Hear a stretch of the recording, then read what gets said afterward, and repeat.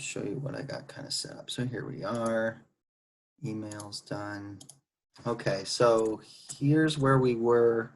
Let's see, this is where we left class last time in SolidWorks as far as this thing goes. So that's that.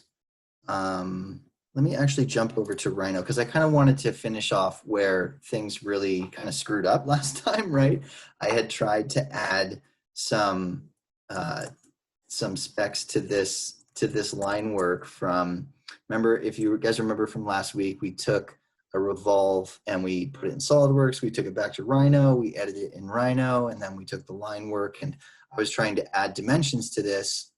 And so I went to the drafting tab and I took linear dimension and I set a linear dimension here, and we got this problem. And in class, I was kind of stuck. I was like, I had done some prep before class and it worked like a charm. And so then in the kind of flow of class, I didn't really have a good plan. And it was actually James, I look back at the video, and James, you came through with the perfect advice. You caught the solution that I had kind of glazed over. There's tabs to edit this dimension just right in the edit box for all dimensions. So when you laid out a dimension, you can double click on it, and you'll get this edit linear dimension box that'll pop up. And the issue that I hadn't caught on to last time was this one right here, model space scale. So this is actually set to 10 right now, which I think means that for every 1 unit of model, there's 10 units to the scale of the dimension. So when you change this from 10 to 1, it scales the dimension down proportionally. From there, you can even go even further. You can change the type of arrowheads that go into the drawing. And then if you expand this out just a little bit further, there's an arrow size wheel right here where you can change this from 3 to 1 to get it even smaller if you want, or if you want to go even smaller, 0.5 is pretty clean. That's the name of the game, the thing that I didn't have locked in for you guys last week. So I kind of wanted to just correct that and make sure you guys have that information in your heads there. So there's also the height here that I'm just editing down from 2.5 to 1 millimeter. So that, it's manageable, and it's proportionally the same as it should be for the model. So I would just encourage you guys to, take a look at the kind of details you get in this edit box here. If you haven't already, playing around with the type of arrows that you get. Rhino's really good about making it really easy to change from like an arrow to a short arrow or to a dot, which is kind of clean. Or you can change to, a rectangle if that's your thing. Thinner arrows are kind of microscopic, which is kind of nice as well. It would be a good recommendation to kind of find your favorite and stick through it, so that as you build your portfolio over the course of class and well, just as you build your portfolio over the course of the ID program, your drawing files and your specifications that you add to your renderings and to your process books and to everything that you do all looks consistent. That way, when you graduate, you won't have that nightmarish situation where you have to go back and redo stuff so that everything looks clean.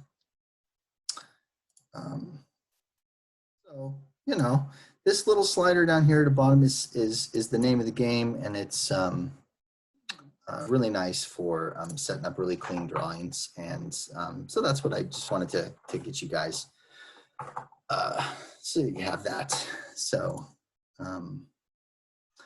anyway, so you guys had this for homework, and some people gave me proper line work without dimensions, and then other people figured it out on their own and gave me dimensions. So without calling anybody out, if you didn't add dimensions, make sure to get that done. That's something you should practice, and something that will make your work look a lot better. Just one more time to kind of recap, any line work that you do edit in Rhino will all be stuffed into a specific type of folder that's called Make 2D, and this is, you know, kind of how things are organized. Another thing to pay attention to is that these dimensions that are added in Rhino separate. They're not editable or anything. They don't actually have an effect on the model. There is a history that is created between the two. So if you move them, you'll get this warning. It'll say dragging the broke history on object one. And you can cancel that to put it back where it belongs. But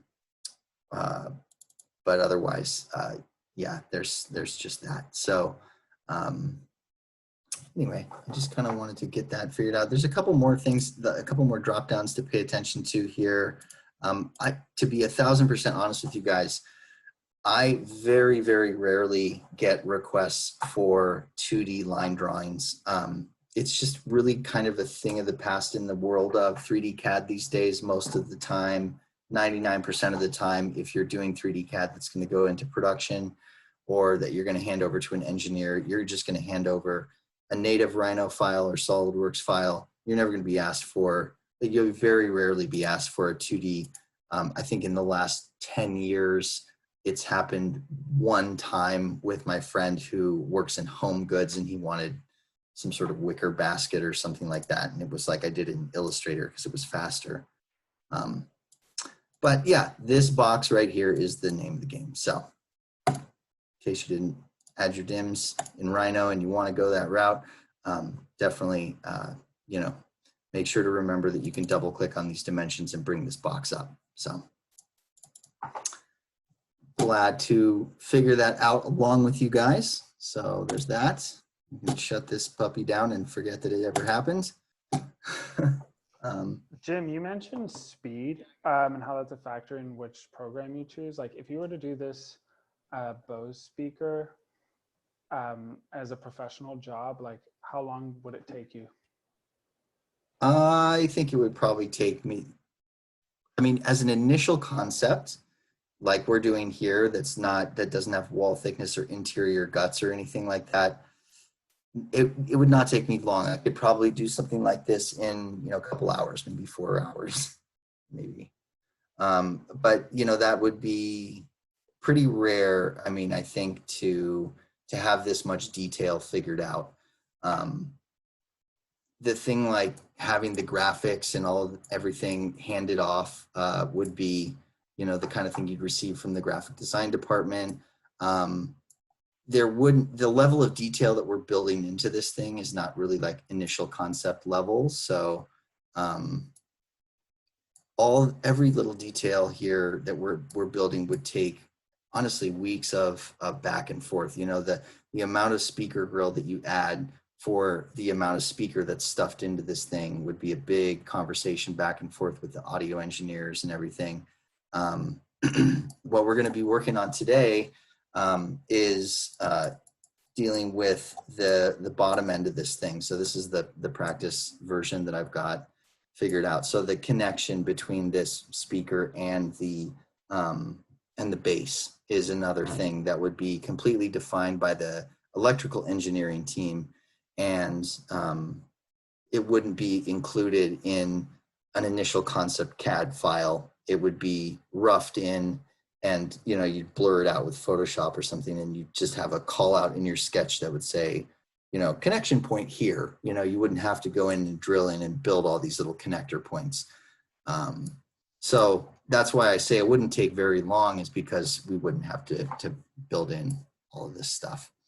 The final CAD model that would be handed off to engineering, I think could take a couple weeks. I mean, once all the decisions are made and everything is approved by supervisors and by all the different departments, and it's like the design is dialed and the font size for all your graphics is figured out, and the number of holes and the fillet size here has been decided on and argued over and all that stuff. Then you're going to have a laundry list of requirements that the model needs to meet, and getting everything right and getting everything approved to hand off to the next person is a really, really long process, and a boring one as well, where you have to have meetings and check boxes and stuff like that. So initial concept, 4 hours, final model, maybe 4 weeks, maybe a month of proper CAD and checkup, and back and forth too. Sometimes the engineers will throw it back at you and go, hey, this needs to get figured out. It's not my job. You go, cool.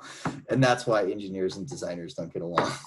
Because they're like, you know, I already finished that. No, it's your job. No, it's not. I'll do it, you know, so. Cool, thanks. Yeah, yeah. So what I wanted to kind of get us going on today is figuring out this. This is a pretty kind of small detail that we're going to work on, and we're going to punch a hole in the side of this thing and split it out into different bits, and then we're going to add this loop over the top, and then we'll get down to this thing as well. So I had sent you guys all an email with a picture, which is here.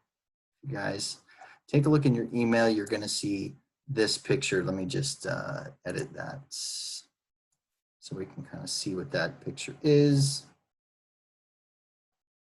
Take your time. You can see what it is. I would just, if you don't have your images that I sent you for when we started the project, then you can go into your email. This thing is severely cropped and only shows a portion of what we have to build, but it's definitely enough for us to kind of get started. So just make sure you have this on your desktop or somewhere near, so that when we do get to this part, we can all follow along with each other, or you at least can get started on your homework right away after you watch class go down. So. Okay, and then this is the file that I was working on in class with you guys, so you can see how far along I am. Oh, no, this is yours, Nico. Sorry. It's my work, dude. Where is it?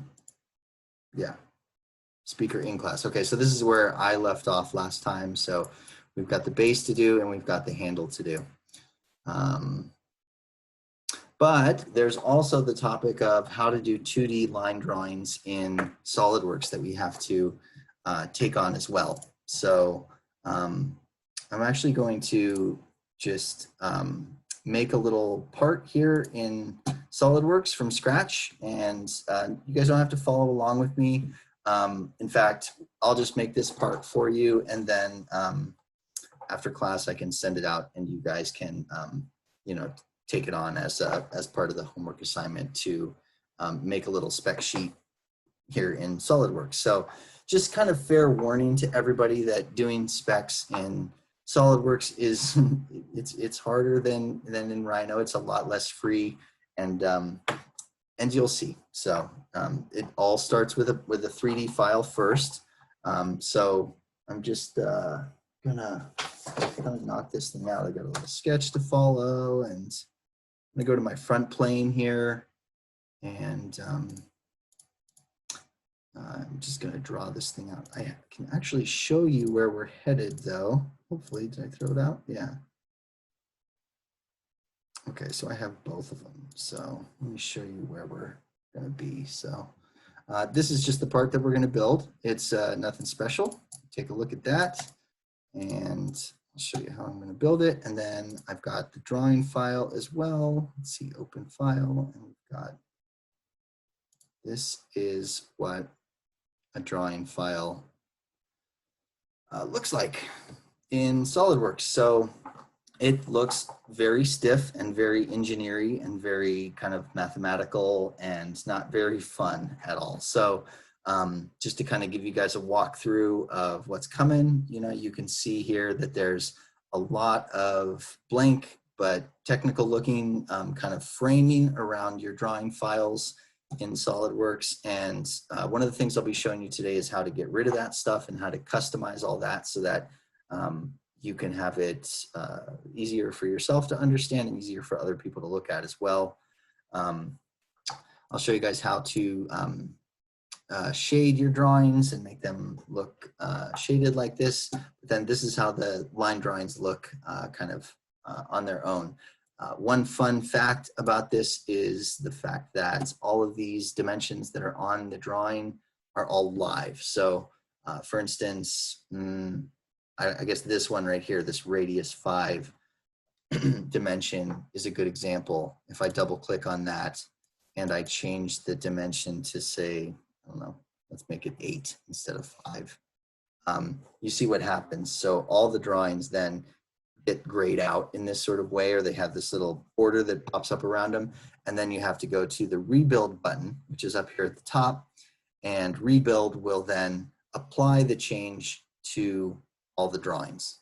So if I do that, you can see that this radius has now gotten a little bit bigger. I can continue that and make this like 10 or say maybe 12 to try to see it jump a little higher. We rebuild from there, and then it would fail. So it goes back to a stiff right angle. So maybe 10 is the max that we can fit on there. Okay, cool. So that's gonna then round out all these a little bit more. And then if I save this file, you'll get a warning box that looks like this. And what this box says is that I am saving a drawing file, an SLDDRW file, and that file relates to a solid part file, SLDPRT. And if we save this file, we're going to be editing this file. So that's what this looks like. So if we say save, we'll get another box that pops up. It says confirm drawing view update. And we say yes, I confirm that. And then if we go back to our parts, if we go back to where we just were, to the solid part file, and we open that up, you can see here that these fillets have been changed to the 10 millimeters that I changed on the drawing file. So there's a linking situation that happens in SolidWorks between your drawing files and your actual part files. So this can be, good news and bad, depending on who you're dealing with, right? If you send a live drawing file to a client or to a manufacturer and they mess with your TIMs, then you might get a rude awakening and open your file and find out that there's changes that have been made that are out of your hands. So pretty commonly what will happen with the drawing files like this is you'll just save them out as a PDF file.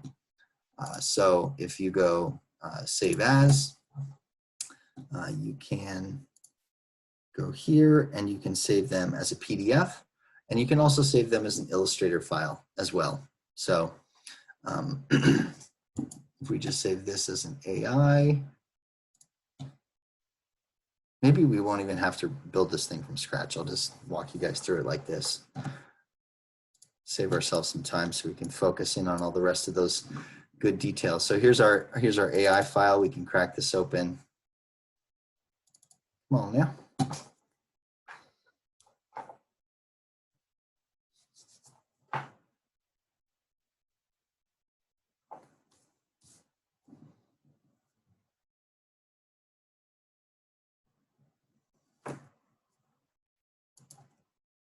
Okay, so here's your file now in Adobe Illustrator. And, to be 1000% honest with you, like what I would normally do with a drawing file like this is just take the good stuff, which is just this, and copy it and put it on a brand new file, and paste it down into a rendering or something like that. Don't freeze. Mm-hmm.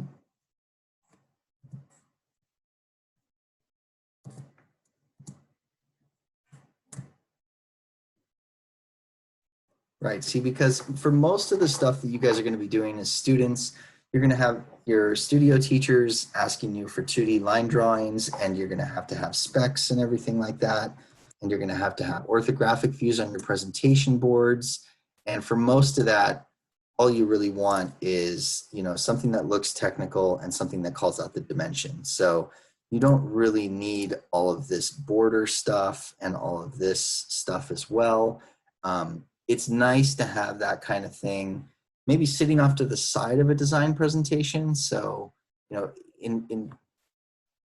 there's not a pandemic, we'd be having in-person critiques, and it's really fun actually to have a stack of specification pages like this, spec sheets like this, to hand out during a critique, because then what'll happen is it's like everyone will get distracted by the handout and they're looking down at the handout instead of staring at you while you try to present, and it kind of takes the nervousness out of stuff.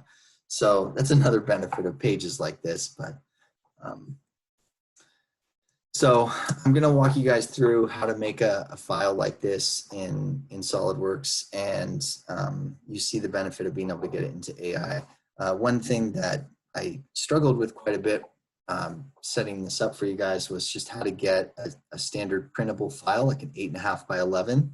One of the things you'll see in SolidWorks is that when you get into the world of engineering drawings and spec sheets, there's a lot of industry standards that industrial designers don't know much about, and we don't deal with that very much. It's kind of a different world.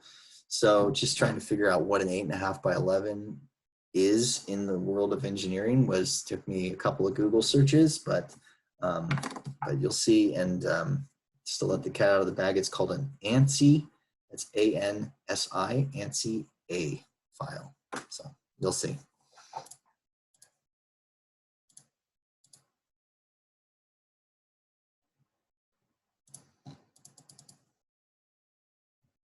Okay, so let's get into it. Let's go back over to SolidWorks and we'll just walk you through it. So, you know, now that I've kind of shown you guys the ropes here, I'm going to actually do it a different way. I'm not going to bore you with a build on this part. You guys can pretty much see how this part gets built, right? I start out with something like that. Here's your typical sketch. It's an L shape.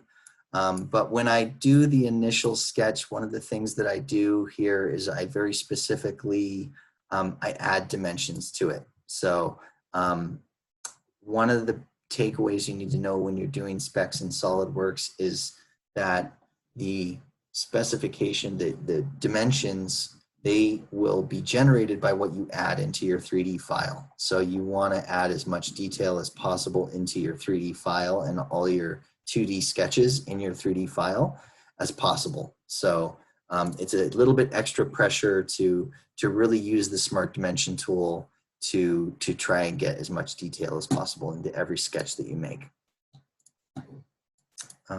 So from here, I then did a boss extrude right off this top surface. Okay, and the boss extrude is right here. And you can see that it is like 40 millimeters high. Yeah, 40 millimeters high. The sketch itself has a dimension on it, which is 40 millimeters as well. So it's 40 by 40. Yeah, so there's the dim there. Okay. And then I punch a little hole in it with a cut extrude. That's not a shell, it's a cut extrude. So the cut extrude is unique because I actually added a dimension between the circle and then the edge of the previous boss extrude. So I put a 5 millimeter dimension. So that means no matter how big I make this item, the sketch that's running the cut will remain 5 millimeters away from the edge. So if I were to go back to, say, this guy here and edit it,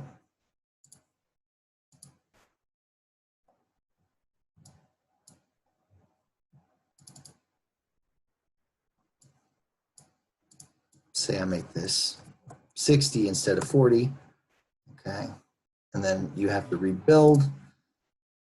You can see here that the interior cut comes along for the ride and stays 5 millimeters away from the edge. So you don't have to give the circle on the cut extrude a dimension, you just have to tell it how far away to stay from the edge of the larger cylinder.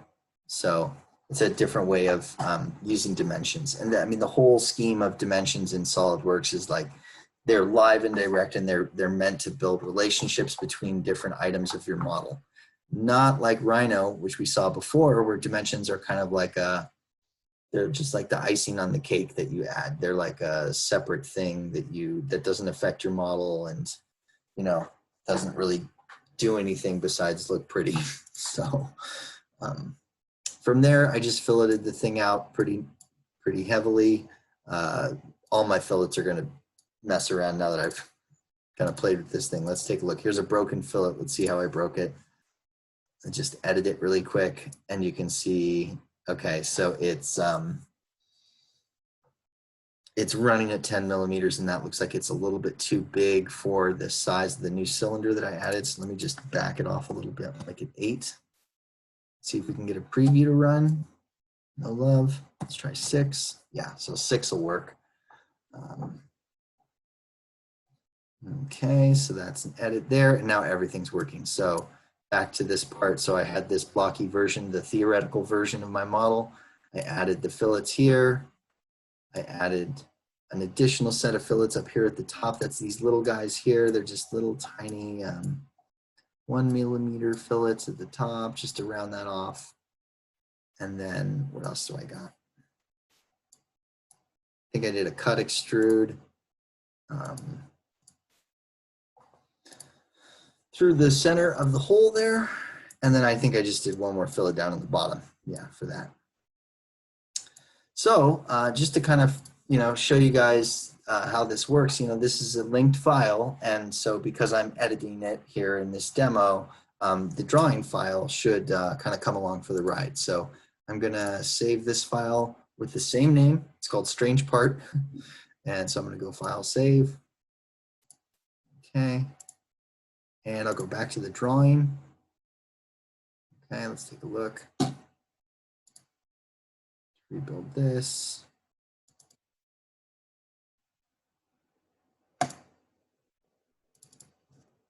And it looks like the edits that I made to the model have shown up. You can see that this is 60, and you can see here that the fillets have changed, but the dimension that was running on the fillets is now not working anymore. It's turned this color here, which I call baby shit brown. That's a very technical term. But yeah, you can see that color. If you ever see that color in SolidWorks, it means that there's an error with the dimension, or sometimes you'll see that color on a sketch relation, and it just means this ain't working. So when you ever see something like that, you can just delete it. Everything in here is deletable. And then the way to get this this back here is hopefully to just go model items. And I'll walk you guys through how to do this with a fresh file here, but there's the new dimension for the radius. There it is, 6 instead of 10. So yeah, so the moral of this little bit here is just that I edit the part, the drawing file comes along and updates as well. So they're completely linked. So it's, if you have to do line drawings or really technical specs or something for a project, sometimes it's nice to just, when you start the project, if you're maybe just at the first step of a model, like you're back here at this point, you go ahead and make a new drawing file. And then as you build the 3D file, you know that the drawing file is saved on your computer. And when you open it up at the end of the project, it will update with all your details. It's a risky move, but it's possible, okay? And super SolidWorks pros out there, engineering type people, will do that. So, so what I want to do here is just kind of get you guys from 3D part into a 2D drawing file. So let me close the drawing file that I have made.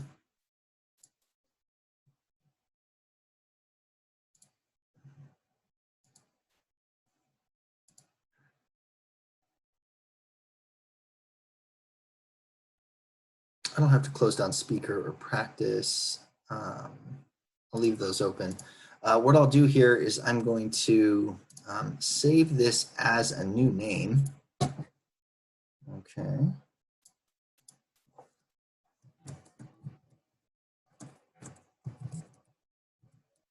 Class demo. Okay, and so just by giving that a new name, it should hopefully disconnect it from the drawing file. So I want everybody to kind of imagine that, you've built this part, or you've watched me build this part, and now the question is, how do you make a drawing file out of it? okay? First of all, we should remember that in SolidWorks, if you go to File, New, you'll see a box that looks like this, right? And you know, drawing files are here. They're one of the 3 types of files that SolidWorks can make. So whenever you sit down to make a file in SolidWorks, you have the option to choose a single part file, an assembly file, or a drawing file. And if you want to start a fresh drawing file, you can do it from the File, New dropdown. If you already have a 3D file that you've been working on and you want to make a drawing file out of that, you go to File and Make Drawing from Part right here. Okay. Now, this is the kickoff of, you know, starting up a new drawing file. So I mentioned before that the letter size, the 8.5 by 11 page, is the first one in the mix. It's called ANSI A, and I like landscape better than portrait. But you can see some of the different types of templates that are available here. They look very foreign, at least to me. There's a width and height, but it's in centimeters only. I could not figure out how to get this to display in inches. So that's another aspect of just how strange and foreign this is. There are some very odd looking ones. Here's a good example of a kind of tall portrait style drawing template, which I just don't know what you'd need. Maybe if you're designing a lamppost or something like that and they want to see specs at the metal foundry, you know. Who knows? But there's a ton of these in here.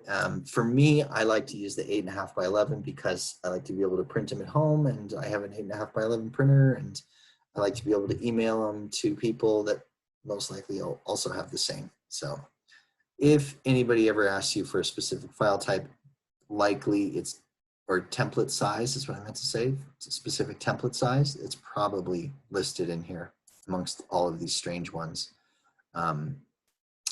There's also a browse button here, and if you go to browse, the SolidWorks will open up the file inside of your computer where all these templates are kept.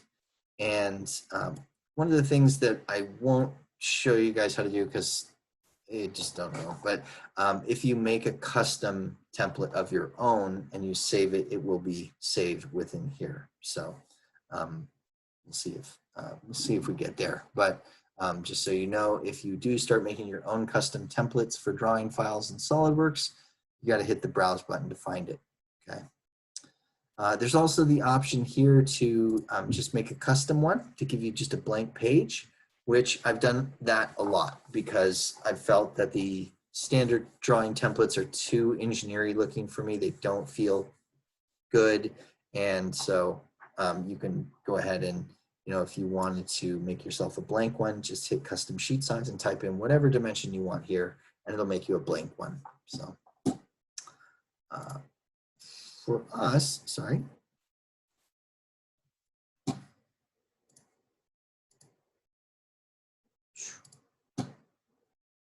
For us, we just want this one, the 8.5 by 11. And so we're going to say, okay. Okay, cool. So this is what pops up when you use the make drawing file from part. So when you go directly from a 3D file to a drawing file, you're going to get this. Okay, this is what comes up. So this view palette window should be open on your right side, and you can just grab these views in here, and you can just kind of pick them up and drag them right in there as needed. And this would be like your side view. And then as you drag your mouse to the right, it'll give you the back view, and then to the left would be the front view. And then if you drag up, you get the top view, drag down to get the bottom view, and you drag up at an angle to get a 3D isometric view.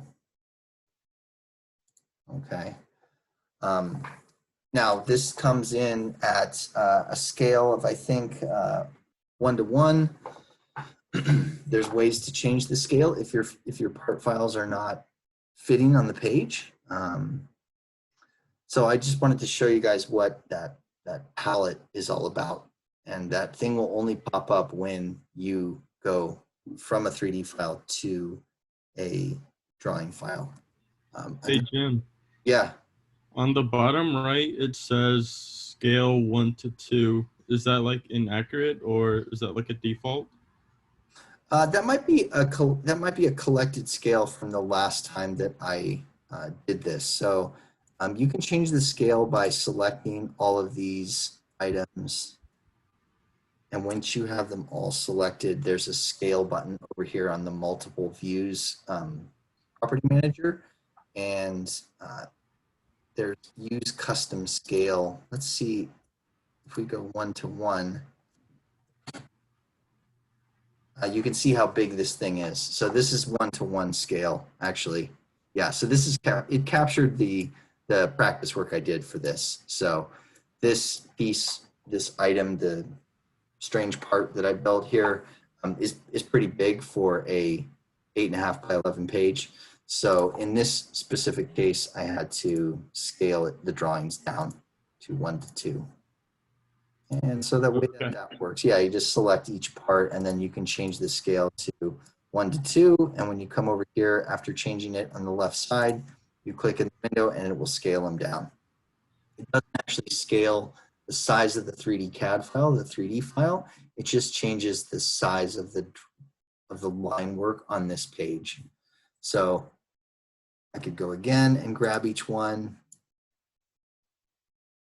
This part's kind of important for if you're trying to get a big item to show on a small page that's printable. You can change this custom size to anything that you want. 1/5 would be super small, you know. It's up to you. Cool, thanks, Jim. Yeah, sure. So that's just one way to bring in your 3D file into the drawing file. So I'm going to do it a different way next. I'm going to do it the other way. In fact, you know what I'll do? I'll just close this whole file. I won't even save it. Just go, don't save. We're just going to disconnect the whole link between this 3D file and then the new drawing file. So what I'll do is I'll actually just go File, New. And I'm going to say I want to make a new drawing file. If you don't see a box like this, you might see a box that looks like this. This is the advanced version of the open dialog box in SolidWorks. I guess with novice users, they assume they like big shiny buttons, and with advanced users, they think you can handle just words. If you want to make a new drawing file, you just click Drawing, and you say, okay. This box pops up again. You choose the template you want, and you say, okay. Notice now, because I didn't use that file save part as drawing file link that I did at the first one, this time I don't get the palette on the right side. So what I will get is a model view dialog box here on the left side. And then what SolidWorks is going to do at this point is it's going to read the open files that I have, which is quite a few at this point. And it's going to try to ask me which of these open files do I want to add into my drawing file. So you can see here that it's found speaker in class, speaker practice, and also the strange part. So I will get rid of all these. I'm just going to actually X out of that, and I'm going to go view layout, and here's the button for that. So you can go model view, and I really want to, so I'm going to highlight strange part. It's the one that I want to bring in. I'm not figuring out how to remove these. They should go away, but they don't. They're not. So model view, strange part, new in class, and I'm just going to hit OK. Now what happens next is that this will change around a little bit, and there's an orientation section here which allows you to choose multiple views or all the views possible.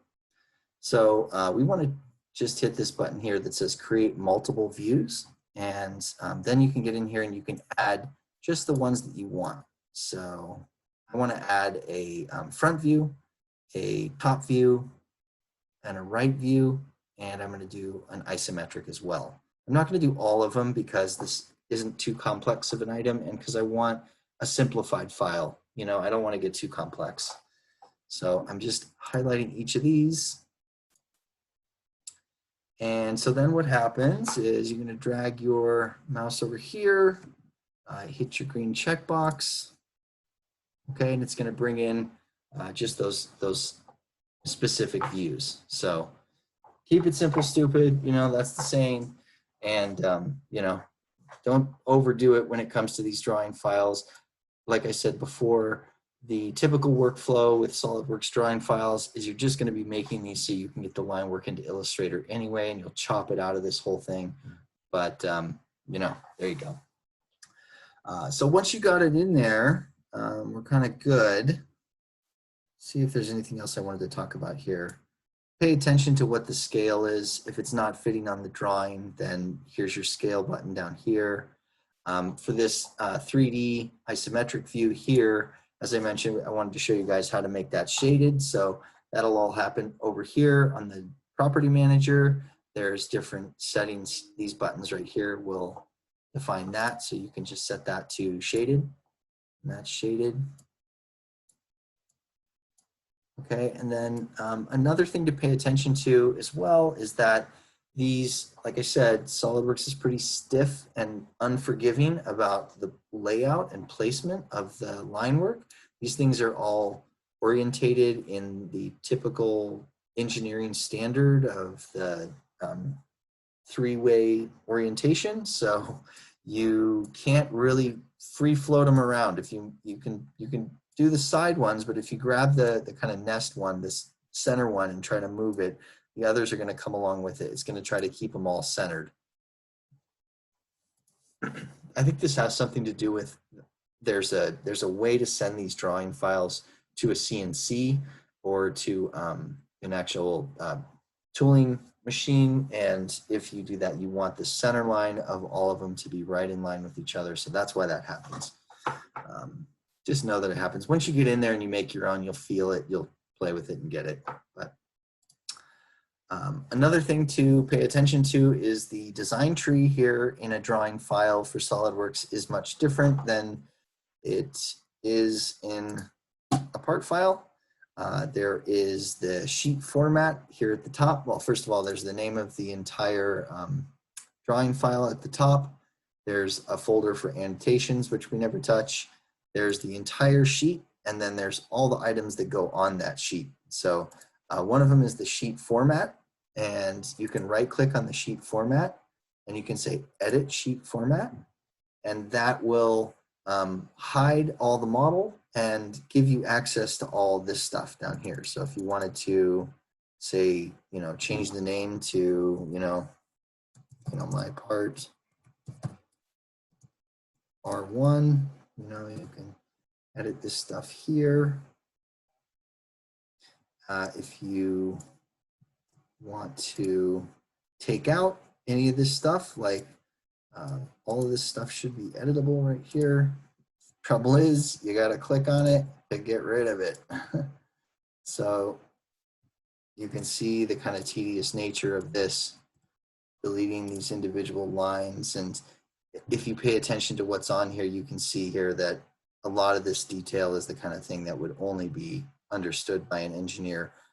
Some important stuff is like, you know, do not scale the drawing. That's something you might want to keep in the mix. And this is always a good one to have on any files, just because it looks, you know, really serious. It says proprietary and confidential, makes you look important. But the rest of this stuff is editable and removable. Any part of this can come and go. And so it's up to you to kind of customize it. While you're here, you do have a sketch tab up at the top where you can add your own lines as well. You can even like add fillets to the lines that are here. So if you wanted to, say, make it look a little like cooler by adding some rounds, or if you wanted to take the line tool and put your own lines in here, these sketch tools work just the same way they do in all the other SolidWorks files. And that's all within the sheet format, editing the sheet format. So up here at the upper right-hand corner, you've got the exit edit sheet format button. This means stop editing. And you can see that your changes will be included, along with dimensions if you add radiuses. I didn't see that coming.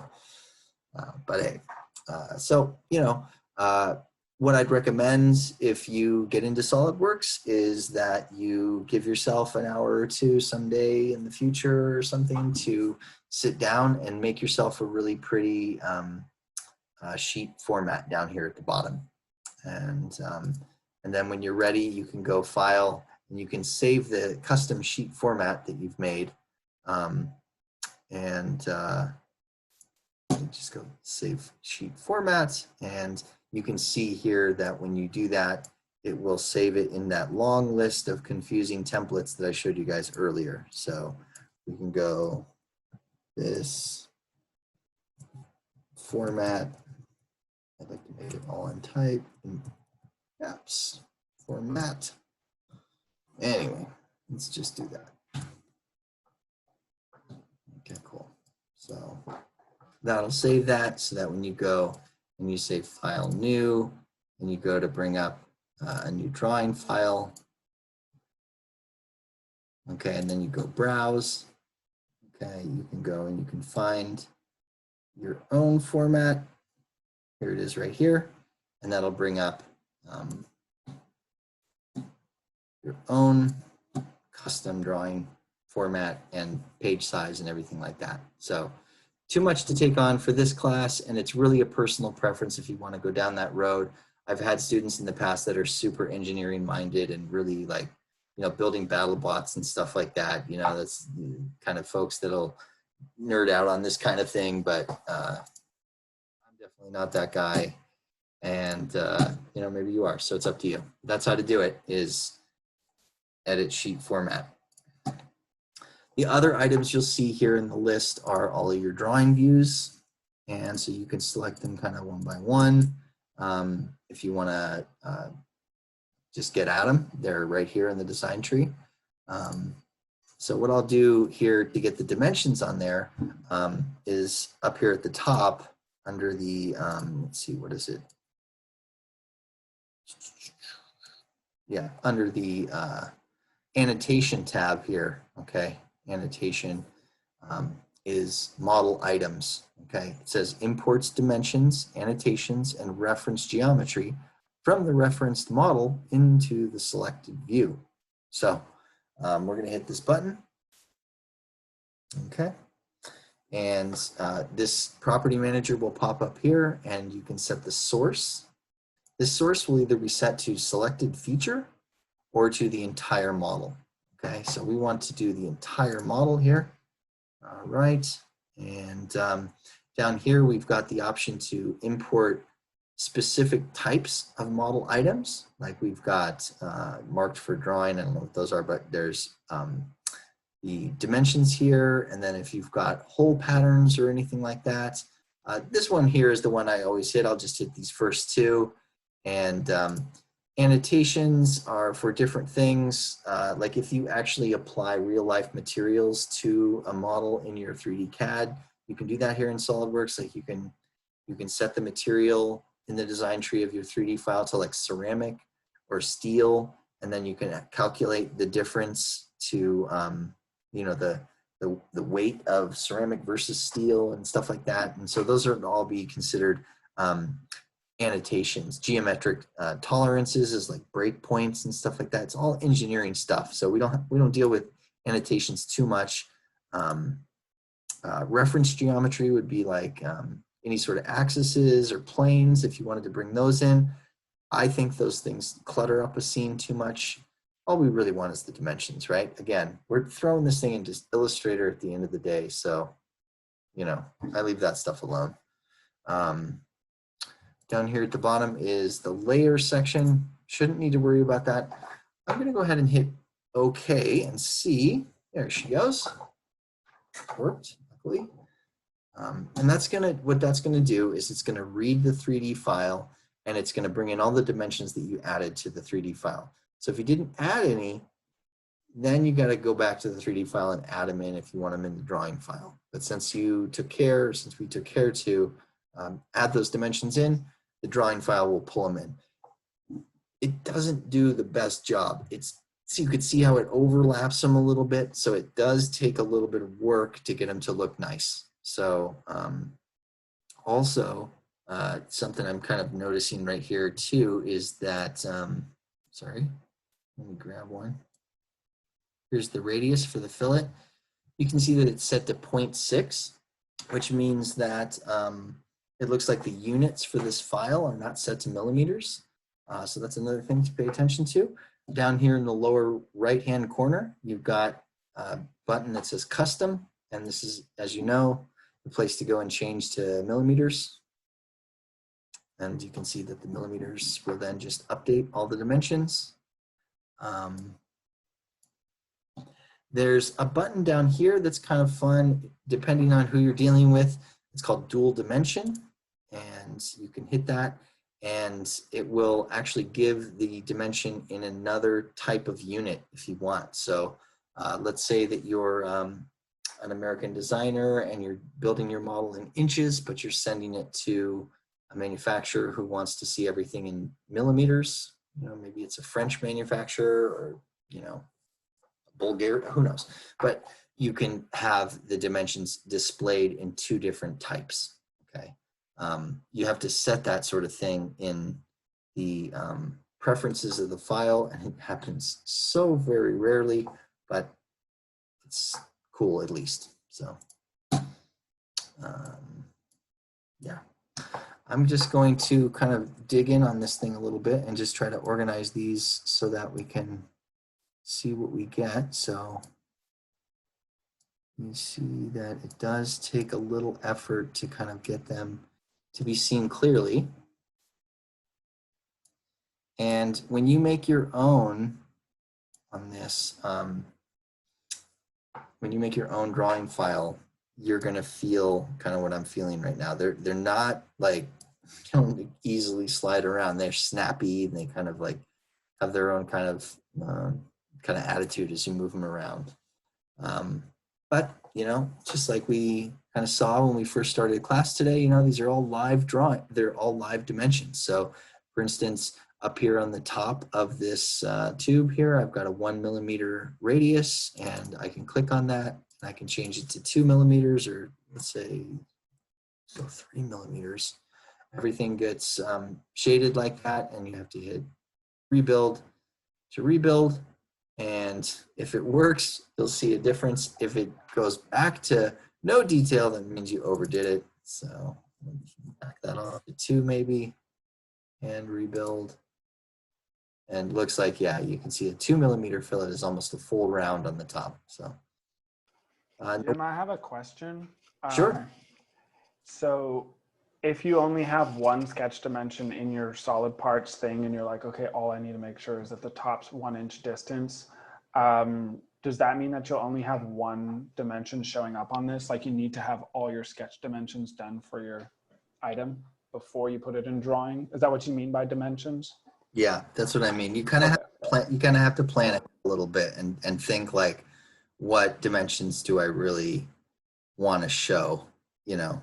Because what I think you're really looking for is like Alex says, okay, I want dimensions. I want to know width and height, you know, and so you go fine, you know, you throw that in. The benefit of adding a lot of dimensions in your 3D file and making a drawing file is that they're editable back and forth.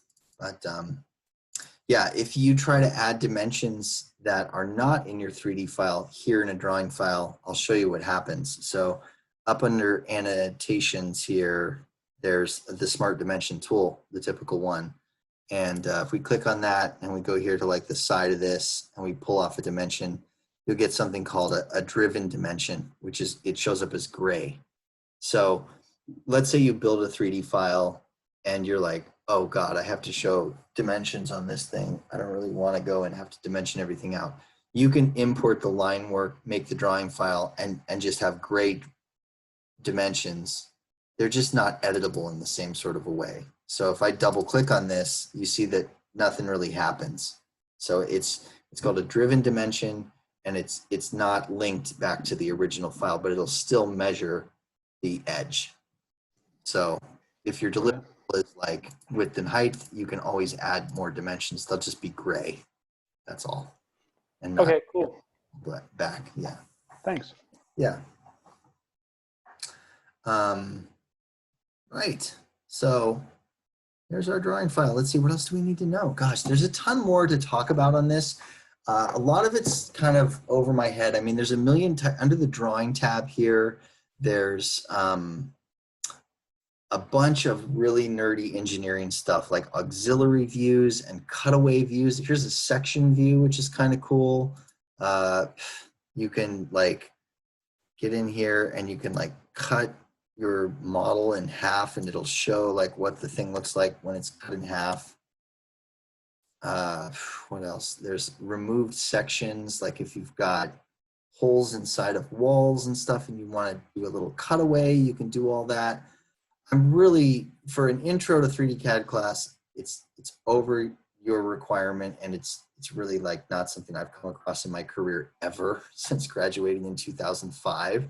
So I do know that like when I've done competency exams for SolidWorks, which I've done before, there's like at one point in history, I did know a lot about break views and crop views and stuff like that. This is stuff you're all tested on if you try to get certifications in SolidWorks. Broken out section, like what, you know, you can see what these details look like, but I think it's none of it's very hard to learn. It's just to give you guys a demo on it, I would have to fumble around too much. So, but rest assured, there's cool stuff that drawing files can do. And when you make a really complex one, it is impressive. I've gotten some really impressive ones from some engineering folks I've worked with over the years. And it is like, it's like, wow, that's what those are supposed to be about. But we're just trying to learn to do 3D CAD in general here. So I think that's about it as far as our drawing file. Once again, so we're going to just save this file in general. So we'll save the drawing file. We'll get the warning that says, hey, you're working with a part file. You're saving the drawing file. They're going to be linked. So that's what this box says. All. And we're going to update the drawing view. Okay, that just means that since we changed around some dimensions and we changed around the position of the drawing view, we want to update that. Say okay. Here's the actual part where we get to name it if we want. It's already named, so just keep an eye out for that DRW at the end of the extension to know that it's a drawing file. And that'll save that, and that's our drawing file. Don't forget, if you want to save it as something else, you've got access to, I'd say, a good amount of stuff, right? You got JPEG if you want a JPEG, you got TIFFs, all the typical 2D formats are kind of here. AI, PSD, oh my gosh, PSD, you know, you want pixels, you got it. PDF if you want that. Let's do a PDF and see what happens. So I'll close this now, and I'm going to close this now. I want to see my PDF. Let's see. Where'd it go? Okay, so here's my PDF. Let's open it in just Acrobat to see what you get. All right, there's PDF. Looks mildly technical. Another fun fact about PDFs, if you guys don't know, you can always open them with Illustrator, and most of the time, you can take the vector line work out of a PDF file. PDFs are Adobe Illustrator friendly. So this is a fun one. If anybody sends you a PDF and you want to mess with it, make a meme or something like that, you can always open PDFs in Illustrator and take them apart. So let's say everything falls apart on you and all you get is a PDF of your drawing files. You can always jack the line work out of the PDF. So good stuff. Good stuff. So that's drawing files in SolidWorks. Let's hope we never have to make them. I think what's going to happen for you guys is I've got, let's see, on my desktop here, or sorry, in our images for the speaker project, which should be right here. Oh, it's on my desktop. Hold on. Speaker project. Images. All right, yeah. So we've got this thing. This is the base for the Bose speaker thing. This thing's super simple. I think it's a good little kind of homework assignment for you guys. So what I'm kind of thinking is that this will be your homework. What I want to dig into next is how to detail out the bottom of our speaker so that it would accept something like this. And then you guys can play around with making a drawing file out of this because it's super simple. And you guys can just kind of wing it on this one. It'll be a fun challenge to say, like, could you build a revolved thing with some detail in it? So I'll challenge you guys to do that. We'll say base plus drawing file.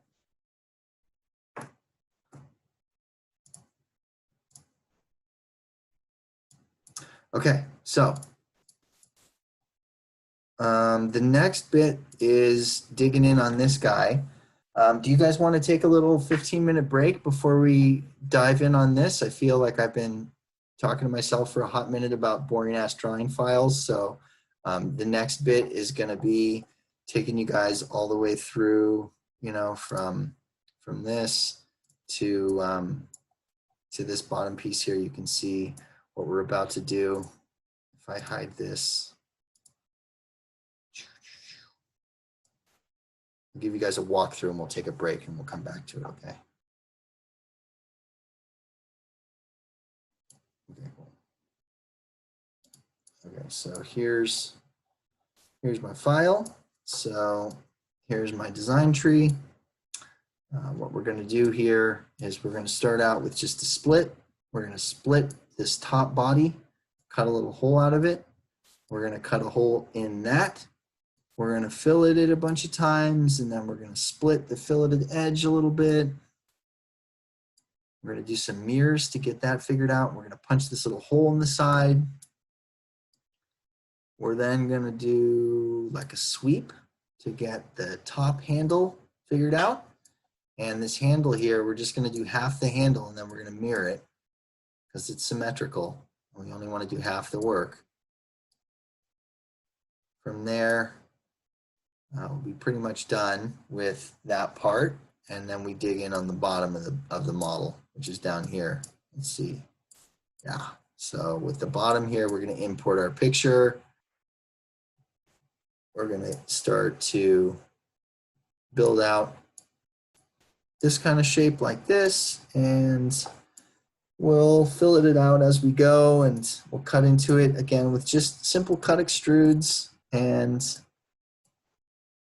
we'll continue to just use boss extrude and cut extrude and a whole gang of fillets to make this thing look pretty. And then at the end, there's a little bit about how to make the rubber gasket that sits on the bottom of the model. So if you think about this thing, if you think about this speaker, and then you think about that base I just showed you guys, this base, okay. This is a hard plastic, and then this is a hard plastic. So the Bose designers decided to put a little rubber gasket on the bottom so that when you set the speaker down onto the charging base, it doesn't just clank down and possibly break or scratch or fall over or anything. It's kind of like got this nice little rubber footer on it so that it sits down real nice and feels good in your hand. So we're going to add that as well. at the end, and then we'll be done. And that'll be it. So it's like, yeah, it's like 8:40 right now, and you know, this stuff will probably take up the rest of class. So why don't we take a little little walk around the block or something?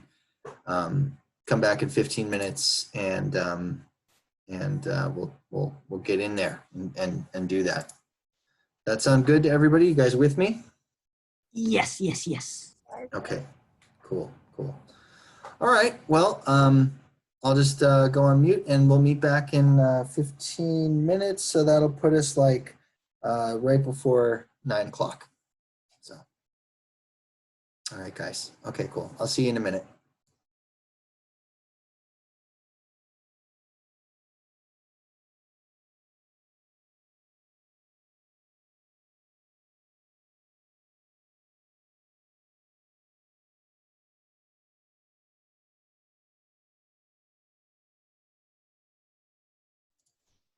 Hello, hello, DC3.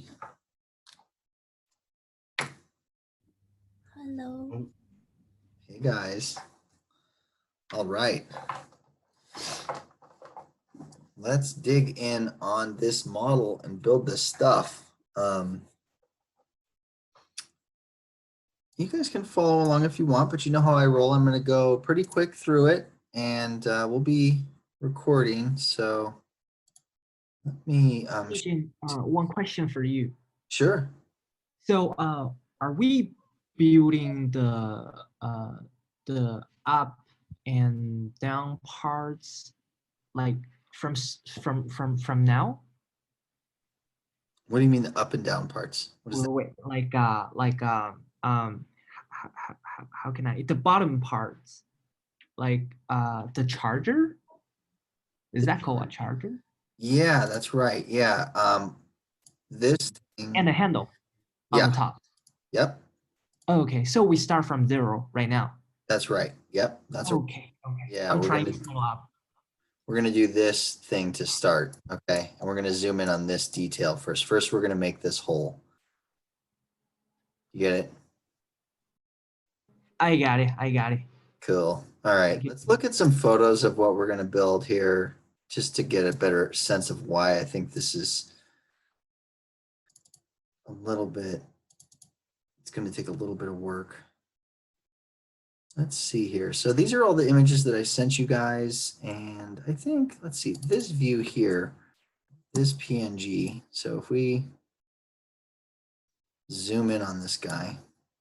All right, so I'm not going to say we're going to exactly replicate this, but we're going to take a good solid run at it. And you know, there's something about design to talk about here. It's like a design engineering sort of thing. So if we look at this speaker and we pay attention to this fabric handle, you notice that you've got this rubberized top. And if you guys looked at the Bose website, you know that the top and bottom of this wireless speaker are both rubberized, and that's for durability. The idea is you can drop this thing on the top or the bottom and it won't break. Okay, but the fabric handle, that thing would not work correctly if it was touching the rubberized rubber, right? It would, you know how rubber is. Rubber and fabric don't really go together. They kind of stick and they're kind of weird.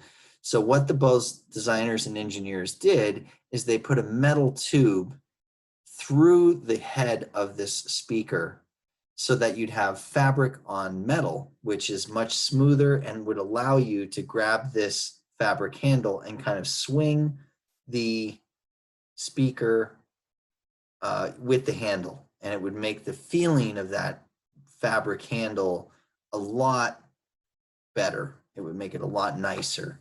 And also the metal sleeve that goes through here is, it would also be much more durable and wouldn't break down the way like a rubber would. So, so this is a huge collaboration between design and engineering. And like, I'm sure what happened is that some designer came up with the idea of like, let's try a fabric handle to make this thing feel like it's like a bag or something like that.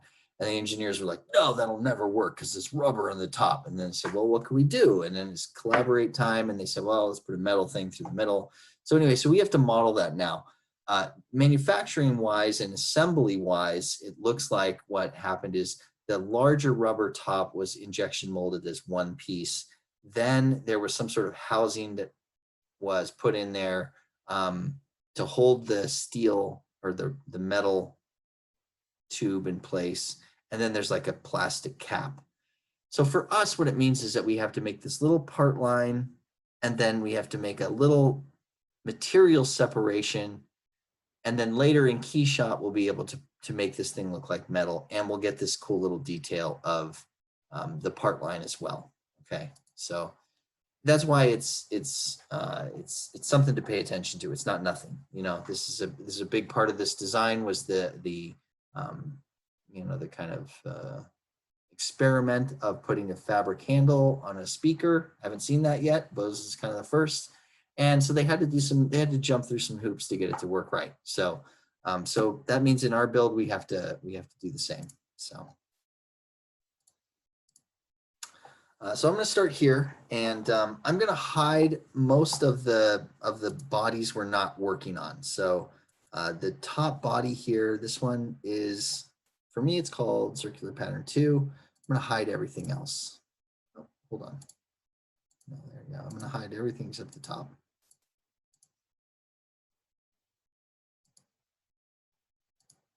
There we go. Just because I like to stay focused. So there's one. This one is, that's the logo. Yeah, okay. Okay, cool. So I'm just gonna work on this piece right now, and I'm gonna come at it from, I think, the side view. So let's take a look. So I've got the front plane kind of running right through the middle of my model. So I can start the sketch on the front plane, okay? And I am not measuring here. So I'm just gonna right click on the front plane, and I'm gonna go sketch, and I'm gonna go normal 2. All right, now I'm gonna grab my circle tool, and I am going to grab a circle, and I'm gonna hover around the bottom of this arc until I see the center piece reveal. And you can eyeball it if you want, but I'm just gonna draw a circle right here. Okay, just like that. And then I'll right click and I'll go select. I'll kind of pay attention to what just happened there. Okay, so there's my my circle. Okay, and I'm not going to do a cut extrude. I'm not going to cut a hole through the center yet. I'm going to do a split. Okay, because again, I'm trying to get a part line with then a hole cut in the middle and then another split there. So in Solidworks, way to start this is to do a split. So split is not cut extrude, it's under direct editing tab. So we'll go split. Okay. And Solidworks should grab the sketch 18, and it should, if it's highlighted. If not, you can just open your design tree and go and grab it right there and put it in the trim tools section. And then where it says selected bodies, you just want to click in this box and then just hit this body and then say cut body. And we've done splits before, but if you forgot, you know, the little flags will pop up to show you the 2 pieces that you're going to get. So you just have to go over here to resulting bodies and approve the creation of those bodies. So just double check those, and there we go. Perfect. So we're kind of done with this sketch here. If your sketch is still visible, it's probably best to just hide it. So I'm going to right click on it and go hide and just let it go away. All right. I'm going to go back to the front plane, and I'm going to right click, and I'm going to make another sketch. I'm going to go normal 2. And I'm going to make another circle. And this one should be pretty easy to find the center. You should just be able to hover right there in the center, and just make sure you watch your cursor so you see that little sketch relation pop up that's going to snap to the center. Okay, and let's see. this one, I'm going to take an extra step. I'm going to just go over here to the left side after. I'm just going to randomly draw it. And then on the left side here, I'm just going to set it to, this one's going to go to 10. Okay. So yeah, that's a radius of 10. Okay. And then this one will be a cut extrude. So I'm going to, it's still an active sketch. So I'm just going to go right up to cut extrude while it's active. And we're going to punch a hole through this thing. Now this is where we can use that special setting for the cut extrude. Under direction 1, we can set it to through all in both directions. Change it from blind to through all both. And that will let the cut extrude punch all the way through all sides of the model in 2 directions. Good, good. Just like that. Okay. Now what we're going to do next is we're going to put a fillet here on this interior edge of the hole we just made. Okay. Yeah. So I'll just grab a fillet. I'm going to start out with a 10mm fillet, and that looks way too big. So I'm going to bring it down to about 8 maybe. Let's try 6. Okay, it looks like it's doing what it wants to do, so say 8. Okay, good, good, good. We can do that to both sides actually. So maybe instead of adding another fillet to the design tree, what I'll do is I'll just go down to that fillet I just added and I'll edit it. Say edit feature. And I'll just flip around to this side and I'll just add another fillet to this side. See, so I'm just adding that second edge into the same tool. It keeps the model uncluttered, keeps the design tree minimal. So that's nice. From there, again, we're going to go from the front view this time. Again, front plane is our best friend. I'm going to right click. I'm kind of doing this different every time, but either I click on the plane in the workspace or I click here and I go sketch. And I'll look normal too. Control 8. I'm going to grab another circle. And again, each time I do this, it's important to find that center icon. Click on that.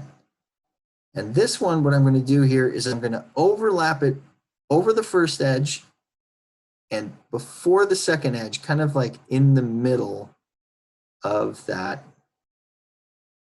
fillet. So you see that right there? I don't know, probably about like that. Okay. That circle stays like that, so I'll approve the circle. Okay. And what we're going to do here is we're going to do another split. Okay, and this time we're just going to be splitting this interior body, this thing here.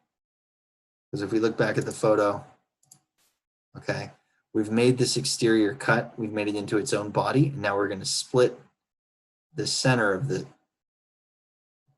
first split. I'm going to split it, and then later in KeyShot we'll make it metal. So we can just go here to direct editing now and just go split. And this time it's a little bit more important to kind of understand this target bodies section because we're dealing with some kind of detailed stuff now. We want a selected body and we want to get in there and select that interior tube. Okay. So yeah, that's the one we want. And we'll say cut bodies. And we're going to get the flags again. So let's just look at them. It's nice when you're doing a split to kind of just take a breath and sort of play around with the flags and kind of roll around your model and just make sure you know what's happening. If you get more than 2 flags, that's kind of an issue. So yeah. Go here to resulting bodies and we'll just check those 2 boxes and cut that thing. Okay. And that's it for that move. I'm going to hide the sketch that's here. That's the latest split line. We'll hide it. And just like before, what I'm going to do is I'm going to kind of hide the bodies I'm not working on. So let's see, this is a body. Excuse me. Yeah, this one and this one and this one. I'll hide this one. Yeah, see, so we just want this tube in here. Okay, so there, we've got one body. This would be the interior metal. Okay, and so that's right here. Perfect. So I'm just trying to keep myself focused here. So I'm actually going to name this body. So in the solid bodies folder, I'm going to name it. I'm going to double click on that body. Yeah.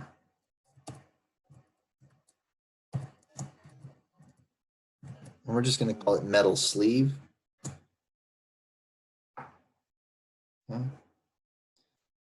Now I mentioned that you could do this, so I'll show you guys. I'm just going to right click here. So if you look at my design tree, normally your design tree is closed up like this, but there's this little caret right here. You can open it up, and the third row over from your body is this beach ball thing here. You can add an appearance.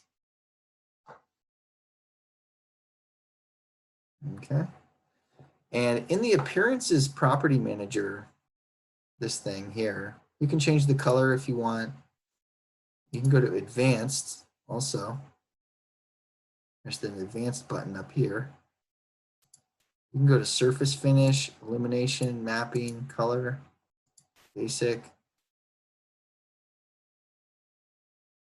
There's also display manager up here. There's a couple different tabs up here. There's display manager. And then there's these little tiny buttons down here. Let's see, one of these should allow us to change the material. Let's back out of that. Anyway, don't listen to me, guys. Just change the color to something. So let's see. Yeah.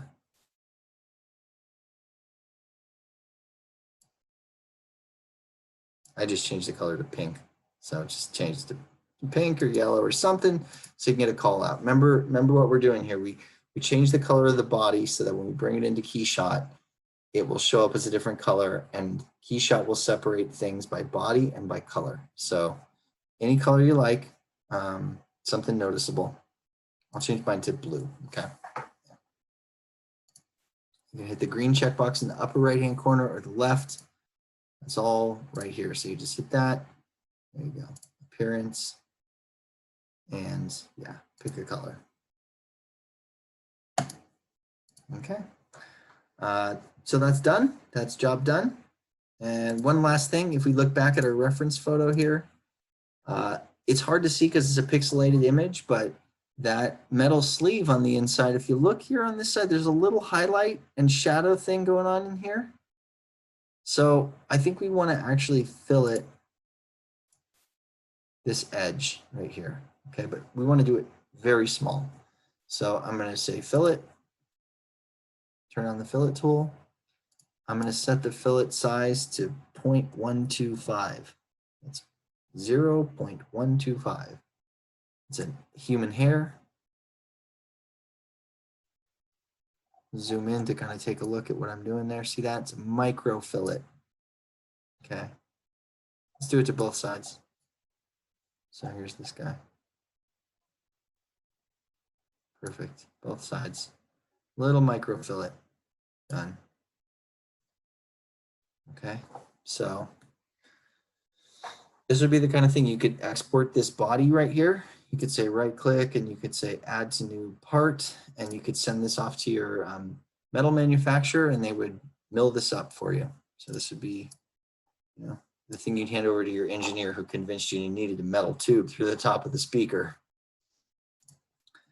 So I'll just go and turn on the next little body here. That's the, we look at the reference photo again, you got the metal piece and then you got this circle of rubberized material here. So that's the next one we're turning on.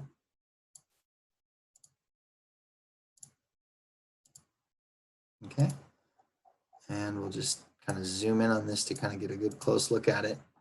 we're going to want to put another fillet on this as well. So grab the fillet tool.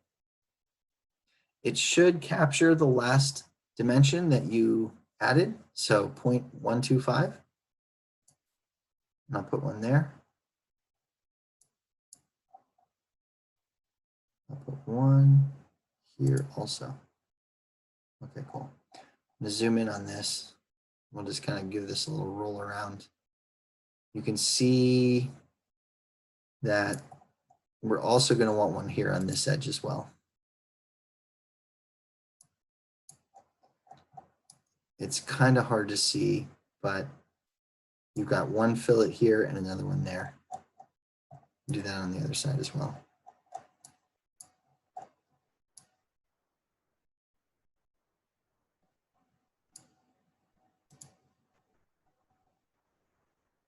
Okay.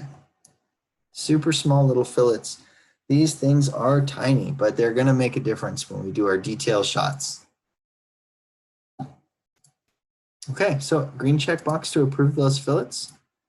And that's job done. That's our metal tube. So we can go and turn some stuff back on now. Next little body here. Yeah. Let's take a look at these edges now. All right, you can see here we've got our filleted interior piece here, and then we've got the main rubber piece out here. This thing might need a fillet as well. So let's take our fillet. Again, 0.125. This one, we want to just add it to this exterior one there. These little tiny details, guys, these are like, you talk to any of my previous students from other DC3 classes, they'll all tell you that I always get to this point of the class where I'm like, it's all about the human hair sized fillets, you know, this is just when I, you know, started making products for real after school, it was always these kind of details that started making stuff look really, really good. You kind of nerd out on it, but yeah, it's important. So there you go. Okay, so let's just take a look. We put on shadows, ambient occlusion. See, this thing's looking pretty good. More perspective, maybe. Yeah. Okay. Turn that stuff off. And I think it's worth it to save our work there. That was a fair amount of effort, little tiny details. So file, save. Okay. Hey, Jim, I have a question. Sure. What's up, Mo? So for the metal sleeve parts, can we change the size to more wider after we finish all the fillet? You know, can we still change it? Yeah, you can. Let's take a look at the design tree here. Actually, if you just reach inside that tube and just grab that shaft on the inside, it'll highlight the cut extrude. You punch the hole in it. And then there's that sketch running inside there. Yeah, we could edit that sketch. We don't have too much real estate to work with before it starts to get too big. But yeah, you could take a smart dimension and you could put a dimension on there. Oh. Here's 20. And like we could bump it up to say 25. But see now, that's maybe too much. You know, there's not a lot of space in that hole. Okay. Yes, you can change it. Okay, I understand. Thank you, Jim. Yeah. Let's see what we can get away with. I'm just gonna I'm gonna back out. I'm gonna hit the red check and. Yeah, I know. Let's see. Yeah, see, because if we just look at the model from this direction, oh, this is such a frustrating problem. If we just look at it from like this, we really only have the distance from this edge to this before it starts to come apart. So I got it. So, but you can see it's not take that long. Yeah.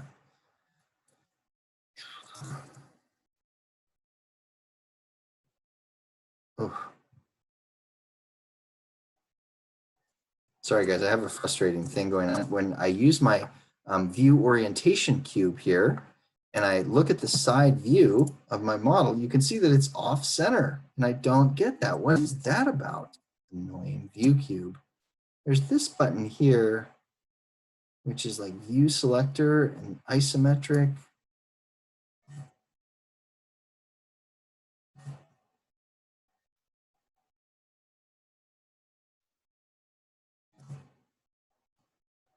Sorry, I'm getting distracted, guys. I don't know what that's about. Anyway, back to business. We got to add the handle, okay? We've got this handle to add. Let's take a look at it in the finished file here. We'll take it apart. So let me just select it here. So it's going to be a sweep. Here's the sweep we're going to do, okay? And what I'll do is I'll show you some of the sketches that we're going to have to draw here. So we're going to start out with a circle in the center. And then we're going to make this sketch here. So this is what this is going to look like. We're going to use an arc, like a really, like a very detailed kind of arc here. Yeah, so we'll start out in the center with a line that starts in the middle and goes straight out to right before it comes out of the model. And then we're going to put a radius and then another straight line and then a big arc that goes from here to here. And then we'll close that off with a construction line that's about 160 millimeters. In fact, I'm going to take a little note here on some of these dimensions to see, make sure we get it right. And then we're going to sweep it. So then what we're going to do is we're going to take this circle here and we're going to use the sweep tool to sweep along this curve up and over. And one of the things we have to pay attention to is to make sure that the circle we sweep doesn't hit the edges of this metal. Or if it does, we make sure that when we do the sweep, it doesn't merge into the rest of the model. So I'll show you how to watch out for that.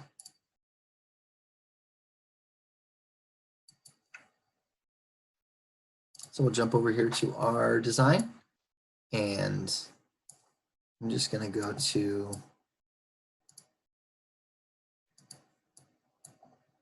my front plane. Perfect. Again, with the front plane, it's all about front plane for this process. So right click and start a sketch on the front plane. And I'm going to look normal too. Okay. And I'm going to freehand this circle in here, but it's very important to find the center. So you got to kind of tell SolidWorks what you want to do. You don't click, but hover your mouse around the edge of the circle until SolidWorks figures out, oh, he wants to know the center, and then you find the center, and then you draw a circle. Just make sure that it doesn't touch the edge, because if it does, it could lock on. So you want as close as possible without hitting the edge. And if you want to kind of loosely draw it in and then zoom in, you can get it pretty close. There you go. That's pretty good. Let's take a look. Yeah, that's good. Sitting right there. Nice. Okay, good. So approve that. Okay, there's our circle. Sitting nice. And let's take a look at the other planes we have. So this right plane, right, we drew the circle on the front plane. And now we want to go to the right plane.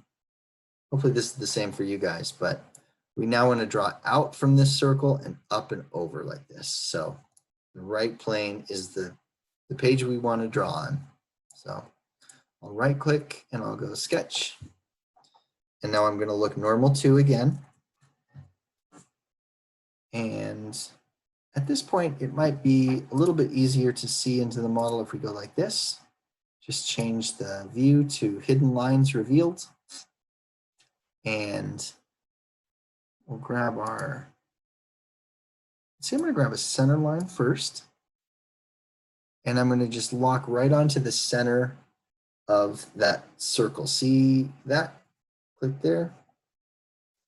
And put this This is a construction line, so you can draw a straight line if you want and turn it into a construction line, or you can go to the straight line tool and you can turn it into a center line up here.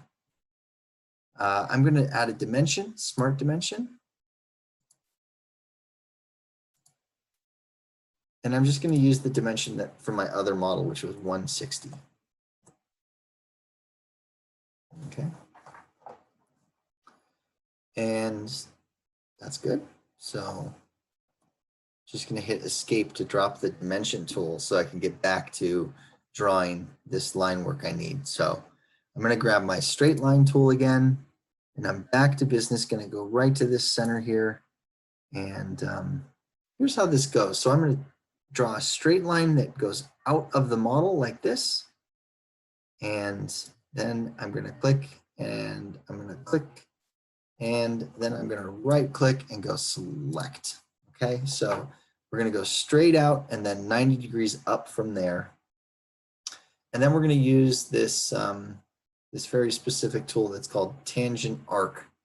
Okay, we haven't used this one before, but it's a very precise tool for drawing arcs and kind of domed top things. You can see the little animation here as it runs. It kind of shows you what it does. So what we're going to do is connect this point here up to this point with the arc. Okay, and this tool feels a little funny when you run it, but we're going to grab tangent arc, and we'll click once here and then click there. Now when you come off this point, you have to be careful to kind of like, you're imagining you're drawing the arc. If you pull it too hard like that, it'll roll onto itself. So don't do that. You have to kind of feel this out. And so you come off this point and you kind of go up at an angle and then land right there at that point. Okay, and then after you're done drawing that and you connect it to here, right click and go select to drop the arc tool, and that's that. The last thing to do is just put a fillet edge right here on this sketch. So sketch fillet, 1, 2. I should have paid attention to the size fillet I used before, but the sense here is that you're going to have this tube coming out of this hole and you want it to arc upwards. So, you know, you don't want it to smash into this edge here. You kind of see the area you have to work with. Let's try 15. And we're just going to hope for the best. I'm going to put it at 15. And you kind of want your arc to, or the radius here to stop before it goes into the hole. So about like that. And this is editable if you want to change it later on. So, Jim, I have a question. Yeah, sure. Can you tell, like, again, like how do you draw the arc with the tool which you use? Yeah. So this piece here is the arc. This is the tool. You just start it by clicking the first point, and then once you click that first point, you want to kind of go up and over, okay? And a gentle kind of, I think the word is trajectory. Like think about you're a rocket ship, you're going to go up and out like this. If you bend it too far over, it'll start to wrap onto itself right here. So feel it out a few times until you get it to kind of gently skyrocket up and arc over and then land on that point up there. So like you're firing a rocket that's going to go, maybe the sound effect will help. You just got to feel that bend, you know, it'll kind of like bend onto itself. You can do like a really tight bend if you want, or you could do a really soft arc. There's like a springiness to this tool. You just got to get used to it. You got to feel it on your own side. So, and then when you're done drawing and you've connected it to that top point, you right click and go select. And that's it. Yeah, thank you. Yeah. Excuse me, Jim. Yeah. I cannot add the smart dimension for the 160. So You can't? Yeah, can you share it again? Yeah, sure. It's You know. removable. Yeah, it's removable. Yeah, so the Smart Dimension tool is under Sketch here. And all you got to do is hover over this line, click one time, and drag straight off. Probably better if I do it like normal too. So make sure this is turned on. Mhm. Actively inside the sketch too. Look for this button. If this isn't here, you have to edit the sketch. Mhm. And you click and drag. So the reason we put that dimension there is in case we want to change the height of this, we can now say, like, if we wanted to change it to 120, we can do that. Mhm. Okay. Okay. So I need to draw a line first and add a smart dimension and to change the number of it, right? Yeah, I would say it's optional, but Mhm. you want, look at this scene here Mhm. and kind of try to understand. We want a straight line here, and it's best to have a control on this line so that we can move it up and down. Okay. Yeah. Okay. Thank you. Yeah, there you go. And so that's it. So there's the line, straight out, arc, straight, dun, dun, dun, dun, dun. There you go. So we'll exit the sketch, and now we're good. So the next tool is the sweep tool. I'm trying to remember if we've done any sweeps. I know we did sweeps in Rhino, but the sweep tool in SolidWorks is under features here, and it's right here under swept boss base. So I'm going to go swept boss base.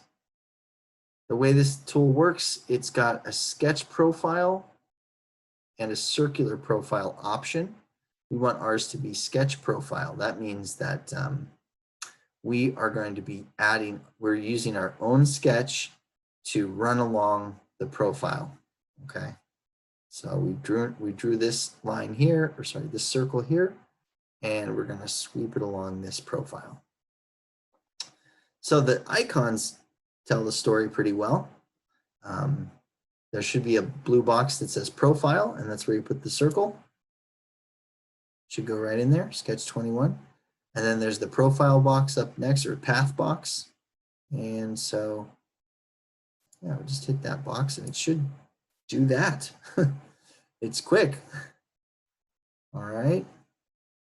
Let's take a look at just one more thing. So there's options too in the sweep tool. And under options, you've got the merge result checkbox. Okay. And we want to make sure that's unchecked, just safety's sake. I think I've done a pretty good job of not touching the edge of any of the rest of the model with this sweep.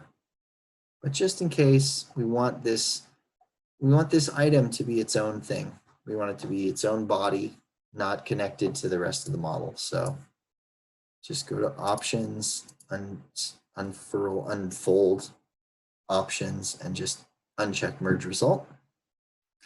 And hit the green checkbox. And probably best to switch back to our shaded view here.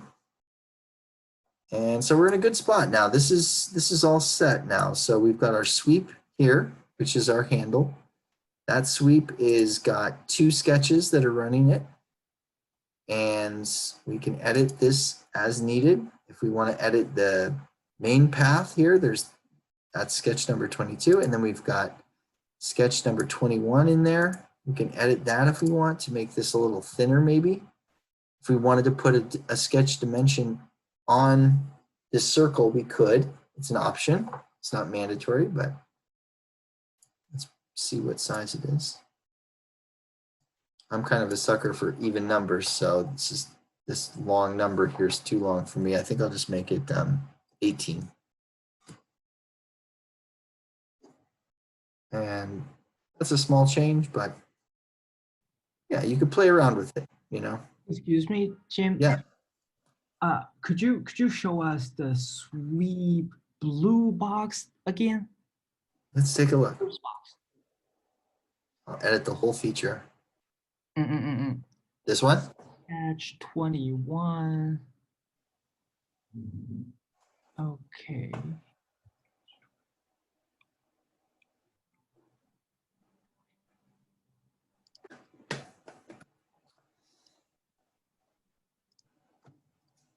Are we selecting the line? That's right. Yeah, here, let me clear selections for both. So first, you start with, here, let's do it. Yeah, first you select this circle, then you select this line. So first box, Okay. circle, like that. See, sketch 21. Then you select the path that you want this circle to flow along. Why I cannot see my circle? Am I hide it? You might have hit it. Mm. Oh. Yeah, you want to be able to see it. Or maybe you want to like change to this view or maybe this view. That's your option. Okay. So I select the circle Mm-hmm. and okay. You know what? I'll watch the recording video again. Yeah, Yeah, don't okay. Yeah, no Thank problem. Yeah, sure. Okay, so let me change this back to shaded. You hover your mouse over the sweep tool. It gives you just a verbal kind of, or like a written example, but it takes this, it tells you about how it works. And if you're having trouble with it, just practice on some easier examples maybe. Okay, so that's good. The next move for us, you know, this is like what I was saying, I think, to James at the start of the class, right? About how these details will really get, you know, covered and discussed and, you know, fought over a lot. Like for me, I feel like the size of the hole I've made and then the proportion of the tube is a little small. So I'm feeling a little obsessed. Like I want to make my my tube a little bigger. So I set it to 18. So I'm just going to make it 18.5 maybe, half a millimeter. And then edit that, make it a little fatter, you know. That's just me. Okay, so the next move is to mirror. So we're going to use the mirror tool next, okay? If you haven't done a mirror in a little while in SolidWorks, you know, the way it works is you have to choose a plane to mirror across, like a fence you jump over. So I'm going to go to mirror first. And maybe for this mirror, what I'll do is let's just take a look at some of the details on the mirror. So the first box says mirror face or plane. So you want to have a flat face to mirror across. So in this box here, I'm going to click on the end of my sweep. Okay. And that's, Where's the mirror tool located again? it's, let's see, it's here under features and all the way over to mirror. Cool. Yeah. I know it's not like Rhino where you just type it in. Sucks. So we'll mirror on that face, and here's the thing, okay, guys. Now the mirror tool usually wants to mirror a feature. Sometimes it'll mirror a face. We want to mirror a body. Okay, this whole sweep is its own little body. It's its own little model. So we're going to go down to bodies to mirror. So first you enter the face, then you go down to bodies to mirror, unfold it, click in the box, and then you click this thing. And you don't get much of a preview. You should get a preview that looks kind of like that. All right. There's an option for full preview, but it almost never works. It only gives you this partial preview. A couple of yellow circles, and you know it's going to work. There's also the option when you do this mirror to join the two bodies together. you can hit merge solids, and that'll join those two into one, save you the trouble of doing it later. And you don't get a seam at the top. That's nice. Boom. Handle done. Now, boop, something's up. What did I do? What happened? See that? That's bad. Bad news. Bad designer. What'd you do? It looks good on one side. Looks bad on the other side. Ay. Hold up. Mine did that as well. It was because Yeah. my tangent same circle here. was off Yeah, at the me top. too. Okay, so let's back out of this. Okay, cool. So we got ourselves a problem. I'm going to delete the mirror. Okay. I wonder what it is. I think this. Here, let me look. I wonder if this is not straight. You know? Like, I wonder if when we did the sweep and we drew this line here, I wonder if this thing's just not landing straight. Look at this. There's your problem. See that? That yellow line right there is the indicator for the end of the sweep, and it's not straight. Oh, what an annoying thing. Okay, so what do we do? All right. All right, cool. A challenge. Here we go. I'll show you how to fix it. What do we do? How about you fix it, Jim? All right, so I'm going to go back to this line that I drew on my sweep, where it looks like we're going to have to work a little harder on this guy. All right.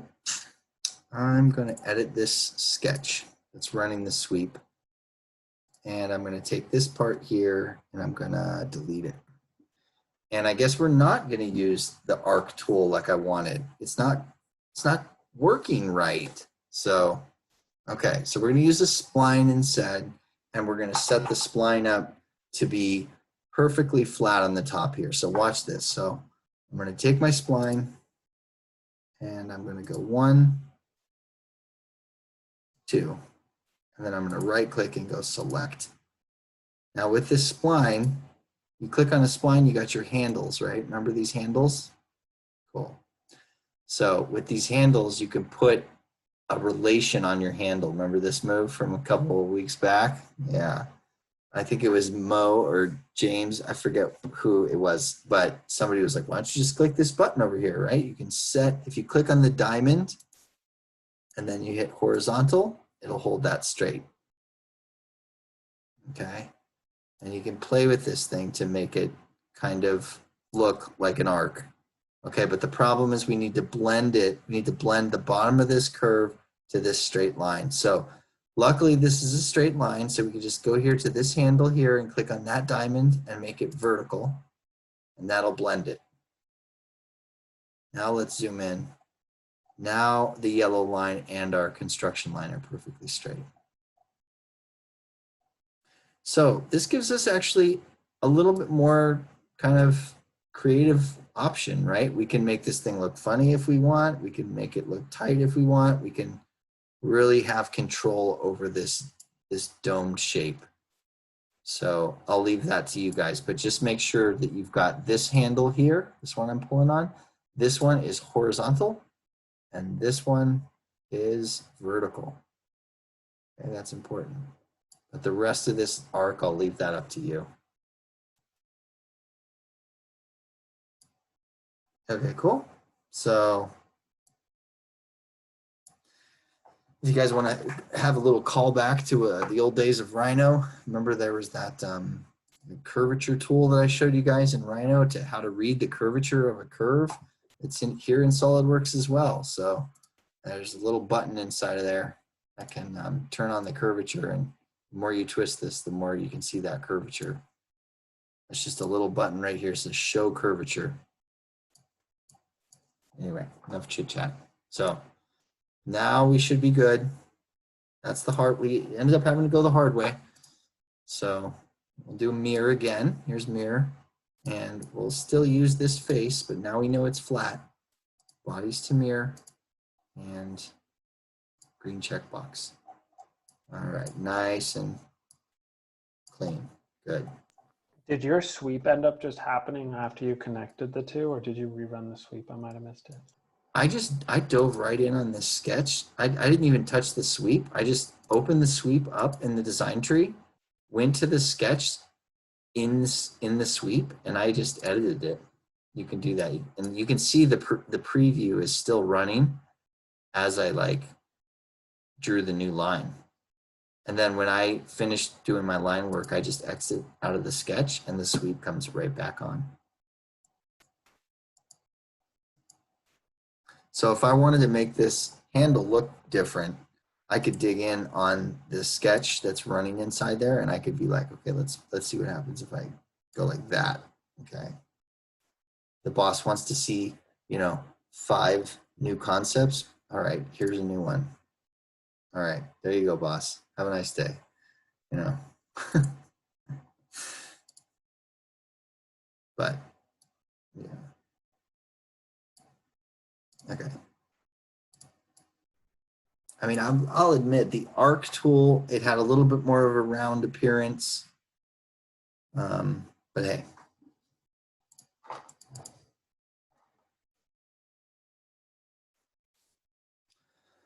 Okay, so that's good. So that's job done for that. So I'm going to do a save now, and we'll just save that. And all right, so I've got some good news and bad news. Okay, so the good news is we're done with this top piece right here. The bad news is, looking at the clock, I'm not seeing enough time to pull off the rest of the bottom of our design. Okay, but guess what? I've got the whole thing recorded already. Let's see. So here's a video that I made earlier today. And okay, and it's going to be loud, excuse me. Mute. Okay. So let me just show you guys what I have recorded for you already. So I can just get this out. So here we go with what you're going to have to watch in addition to the class today. So here's me yammering on about what we're going to do, and then I import the bottom of the image, and I will kind of walk you guys through the whole process of doing just the base here. So you can see here I'm building a little footer, and then drawing a bunch of circles, and then drawing the line work to get this bottom piece cut into the bottom. There's a fun part where my wife walks in right here and starts talking to me, and I'm like, I'm recording a video, and then I pause it. I'm not editing that out. Then you'll see me trim these two shapes together, and we'll start doing extruded cuts into the bottom of the model. We'll fillet them, and then this is me talking about the base and how it fits in there.